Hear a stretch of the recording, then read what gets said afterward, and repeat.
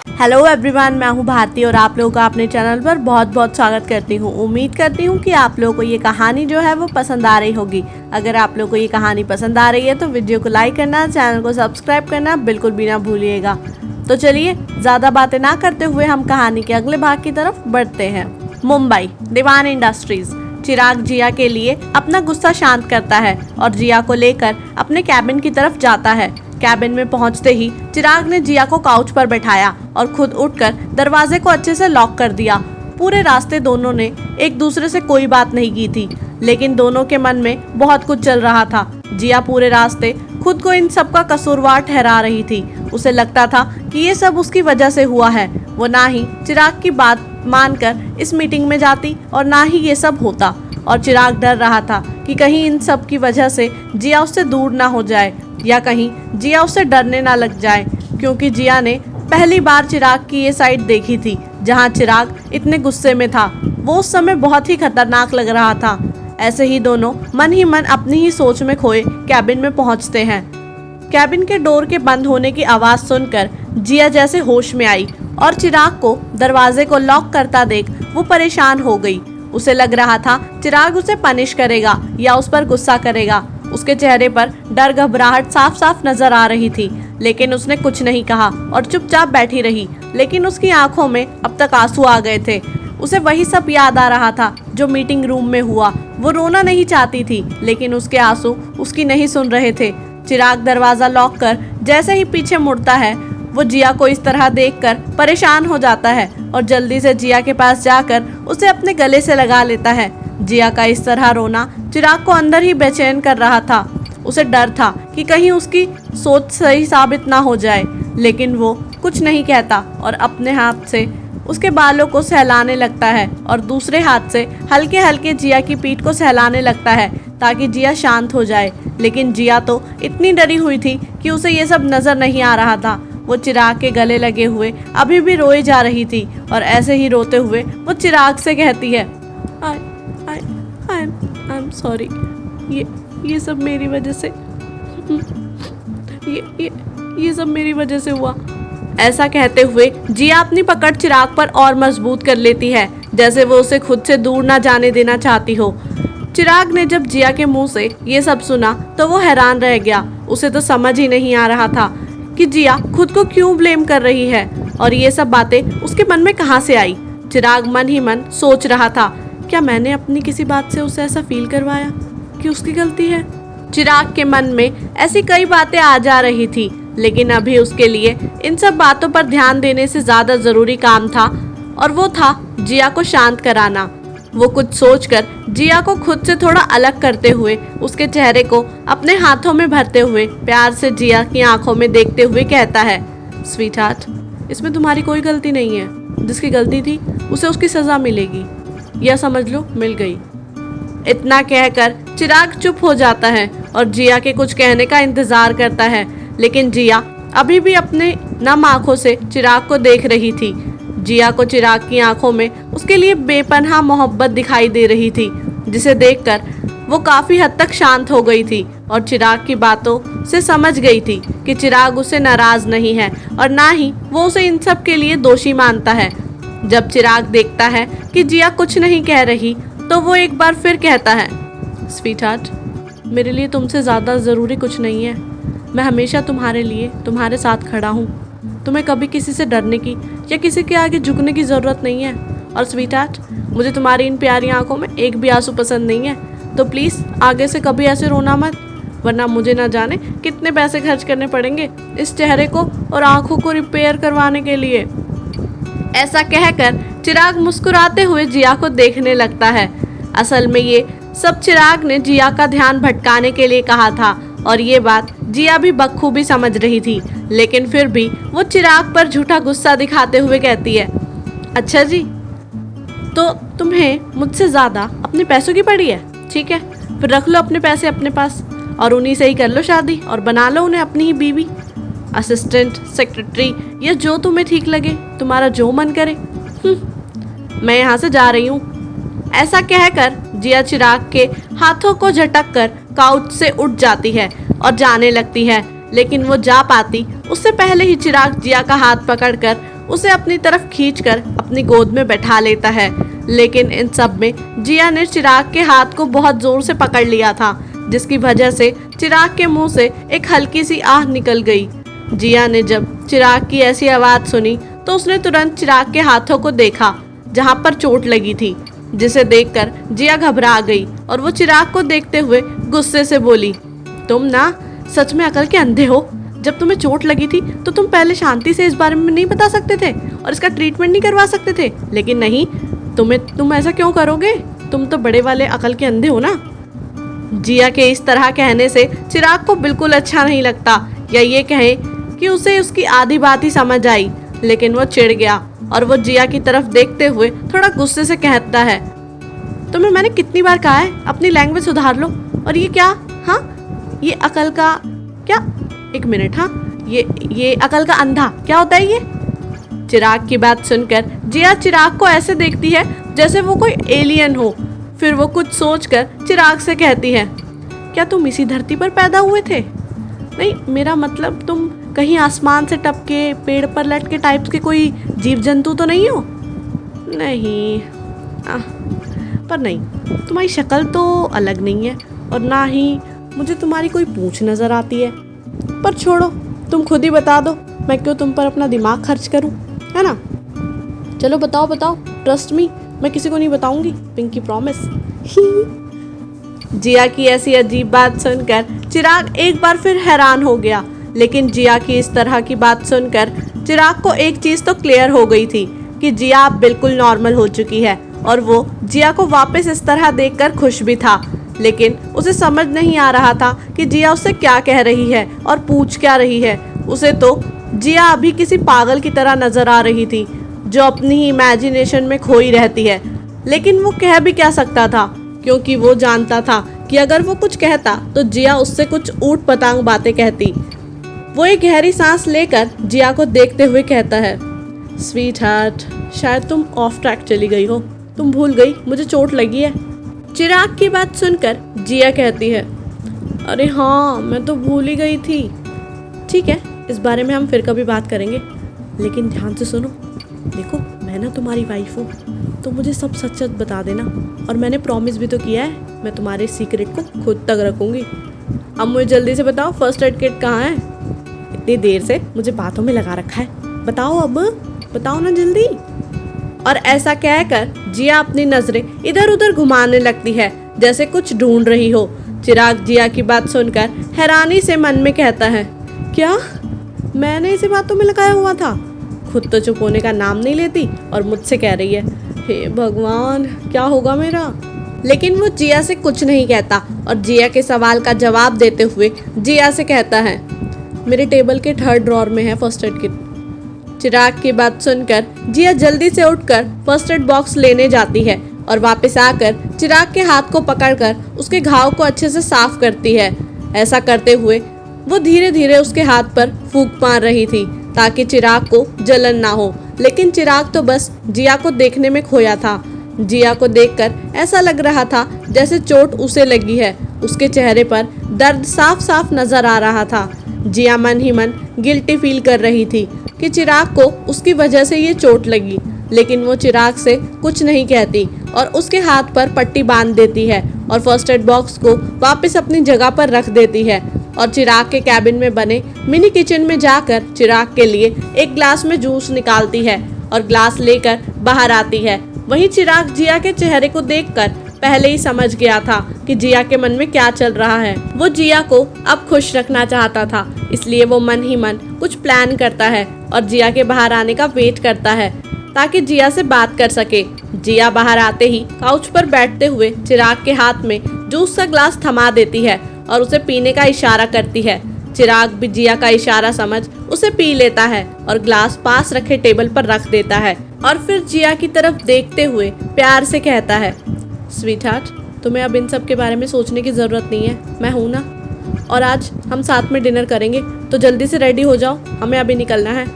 चिराग की बात सुनकर जिया हैरान हो जाती है। वो कुछ कहती उससे पहले ही चिराग कहता है, स्वीट हार्ट, प्लीज़ मैं ना नहीं सुनना चाहता, तो अब बहस करने में टाइम वेस्ट मत करो और जल्दी से जाओ और रेडी हो जाओ। चिराग की बात सुनकर अब जिया कुछ नहीं कहती और मन ही मन सोचती है, चल ना जिया, क्या इतना सोच रही है, इतना तो तू चिराग के लिए कर ही सकती है। एक डिनर की ही तो बात है और बानी ने भी कहा है वो लेट आएगी, तो घर पर अकेले डिनर करने से अच्छा मैं इन्हीं के साथ डिनर कर लूँ। ये ठीक है।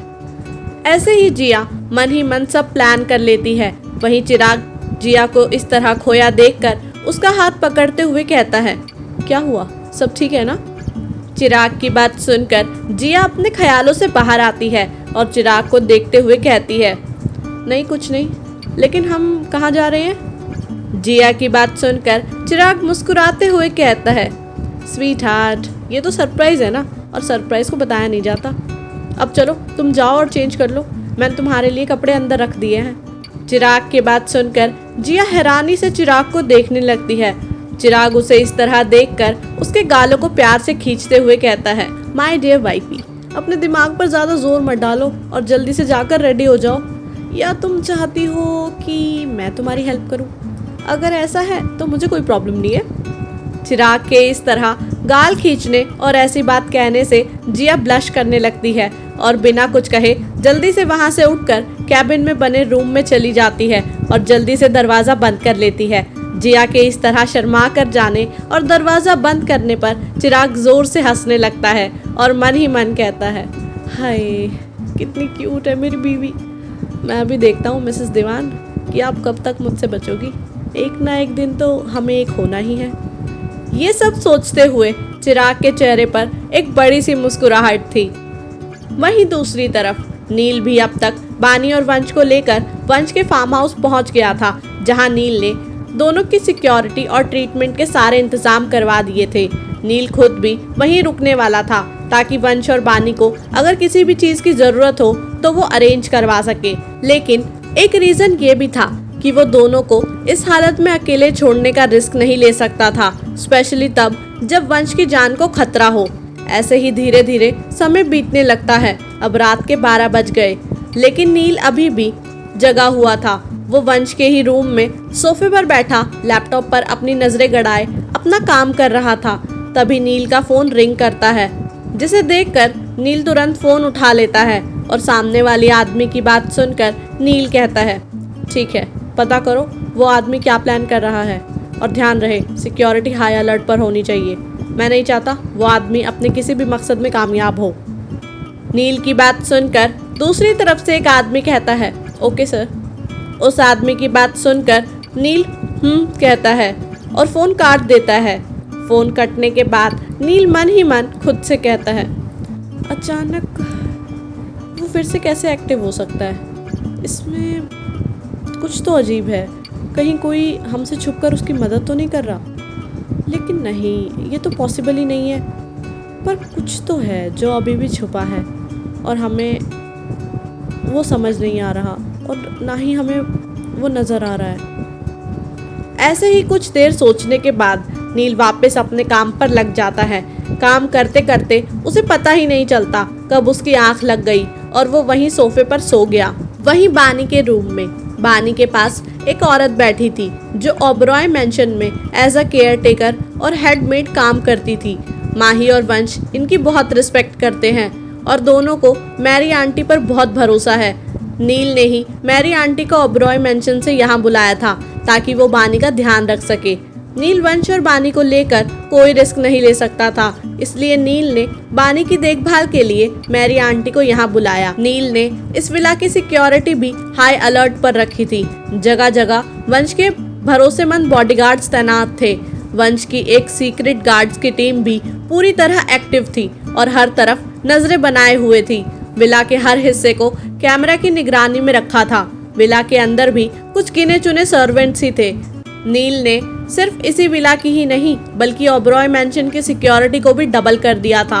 नील वंश का कोई आम असिस्टेंट नहीं था, वो बहुत तेज था, इसलिए वो वंश का असिस्टेंट था, बल्कि वो भी वंश की तरह था, जैसे हाथी के दांत दिखाने के और खाने के और।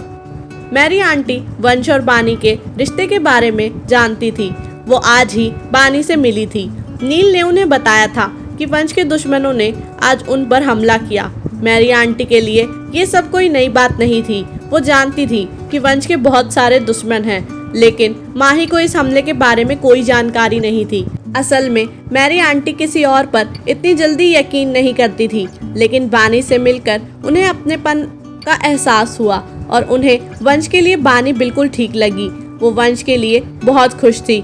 मैरी आंटी ये सब सोच ही रही थी कि तभी अचानक उन्हें बानी की आवाज़ सुनाई देती है, जो अब धीरे धीरे होश में आ रही थी और बस एक ही नाम ले रही थी, और वो नाम था वंश।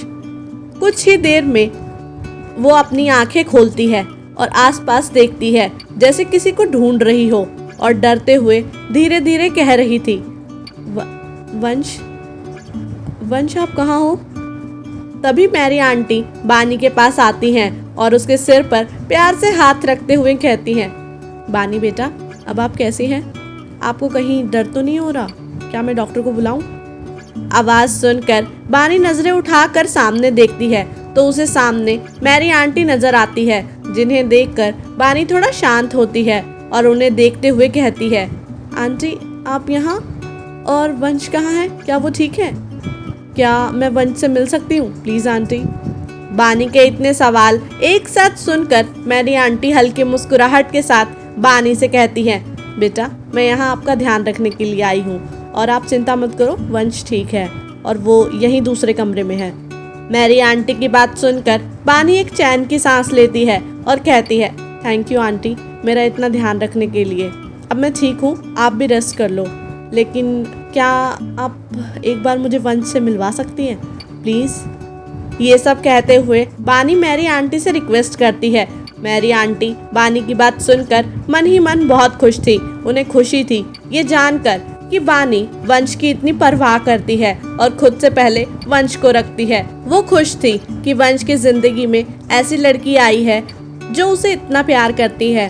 वो फिर कुछ सोचते हुए बानी की तरफ देखकर कहती है, बेटा अभी आप ठीक नहीं हैं, अब कल सुबह वंश से मिल लेना, अभी वैसे ही काफ़ी लेट हो गया है। मैरी आंटी बानी को ये नहीं बताना चाहती थी कि अभी वंश को होश नहीं आया है। वो नहीं चाहती थी कि ये सब जानकर बानी परेशान हो, इसलिए वो उसे समझाने की कोशिश करते हुए आगे कहती हैं, बेटा अभी वंश सो रहा है, आप भी रेस्ट कर लो, कल मैं सुबह आपको वंश से मिलवा दूंगी। लेकिन बानी नहीं मान रही थी। वो उनसे बार बार वंश से मिलने की रिक्वेस्ट करती है। आखिर में हार मानकर मैरी आंटी मान ही जाती है और मैरी आंटी की बात सुनकर बानी खुश हो जाती है। मैरी आंटी बानी को उठने में हेल्प करती है क्योंकि बानी को कंधे में चोट लगी थी, बाकी बानी को और कहीं भी चोट नहीं लगी थी। मैरी आंटी बानी का हाथ पकड़कर उसे रूम से बाहर लाती है और बगल वाले रूम का दरवाज़ा खोलकर बानी को वंश के पास लेकर जाती है। रूम में जाते ही बानी की नज़र सबसे पहले वंश पर पड़ती है, जो बेड पर आराम से लेटा था, लेकिन उसके आसपास कुछ मशीन्स थी जिन्हें देखकर बानी थोड़ा डर गई। असल में बानी को नहीं पता था कि वंश को गोली लगी है। उसके हिसाब से तो उसने वंश को समय रहते वहां से हटा दिया था, लेकिन उसे क्या पता था गोली तो उसे पहले ही लड़ते वक्त लग गई थी। मैरी आंटी बानी को वंश के बगल में बेड पर बैठा देती हैं और बानी वंश को एकटक देखे जा रही थी। उसे बहुत घबराहट हो रही थी, उसकी आंखों में इस वक्त आंसू थे। मैरी आंटी बानी को इस तरह देखकर उसे शांत कराते हुए कहती हैं, बेटा आप परेशान मत हो, वंश ठीक है, डॉक्टर ने कहा है उसे कल सुबह तक होश आ जाएगा। मैरी आंटी की बात सुनकर बानी कुछ नहीं कहती और वंश का हाथ अपने हाथों में ले लेती है कुछ देर की शांति के बाद बानी मैरी आंटी से कहती है, आंटी मैं यहीं वंश के साथ रुकूंगी, आप जाकर रेस्ट कर लो। मैरी आंटी कुछ कहती उससे पहले ही पीछे से नील की आवाज़ आती है, जो मैरी आंटी और बानी की बात सुनकर नींद से जग गया था। वो बानी की तरफ देखते हुए कहता है, मैम आपको परेशान होने की ज़रूरत नहीं है, आप जाकर रेस्ट कर लो, मैं हूँ वंश सर के पास। नील की बात सुनकर भी बानी वहाँ से नहीं उठती और वंश को देखते हुए ही नील से कहती है, नहीं मैं अब ठीक हूँ, तो प्लीज़ आप लोग जाकर रेस्ट कर लो, मैं यही हूँ वंश के पास। दोनों समझ चुके थे कि अब बानी नहीं मानने वाली, वो वंश के पास ही रहेगी, इसलिए दोनों बस हाँ कहकर रूम से जाने लगते हैं। नील रूम से बाहर जाता उससे पहले ही बानी नील को रोकते हुए कहती है, नील एक मिनट, मुझे आपसे कुछ बात करनी है। बानी की बात सुनकर नील वहीं रुक जाता है और बानी को देखते हुए कहता है, जी मैम नील की बात सुनकर बानी नील से कुछ कहती है, जिसे सुनकर नील परेशान हो जाता है। आखिर ऐसा क्या कहा बानी ने जिसे सुनकर नील परेशान हो गया? क्या होगा जब माही को पता चलेगा वंश और बानी के एक्सीडेंट के बारे में? क्या होगा जब विवान को पता चलेगा बानी के बारे में? कौन है वो शख्स जो अब अचानक एक्टिव हो गया है? क्या प्लान है उस शख्स का जिसके बारे में विवान ने नील से बात की? क्यों नील ने वंश की सिक्योरिटी इतनी हाई कर दी? क्या वंश का कोई छुपा हुआ दुश्मन बाहर आ गया है? क्या बानी और वंश कभी हो पाएंगे एक? क्या हुआ था बानी के अतीत में? क्या होगा जब चिराग और जिया को पता चलेगा बानी और वंश के बारे में? क्या चिराग और जिया आ रहे हैं एक दूसरे के नजदीक? क्या होगा जब चिराग के परिवार को पता चलेगा उसकी शादी के बारे में? क्या होगा जब बानी को पता चलेगा चिराग और जिया की शादी के बारे में? क्या विवान और माही की शादी हो पाएगी? क्या माही जान पाएगी विवान की बेरुखी के पीछे का सच? क्या होने वाला है इन सभी के जिंदगियों में? जानने के लिए सुनते रहिए कहानी इश्क एक इबादत। हाँ जी, तो ये था हमारी कहानी का एपिसोड नंबर 44। उम्मीद करती हूँ कि आप लोग को ये एपिसोड जो है वो पसंद आया होगा। अगर आप लोग को ये एपिसोड पसंद आता है तो वीडियो को लाइक करना, चैनल को सब्सक्राइब करना बिल्कुल भी ना भूलिएगा। और आप लोग मुझे ज़रूर बताइएगा कि आप लोगों को क्या लगता है, क्या होने वाला है इन सभी की ज़िंदगियों में। मुझे कमेंट करके ज़रूर बताना। बाकी जब तक नेक्स्ट एपिसोड आता है तब तक के लिए बाय एंड टेक केयर।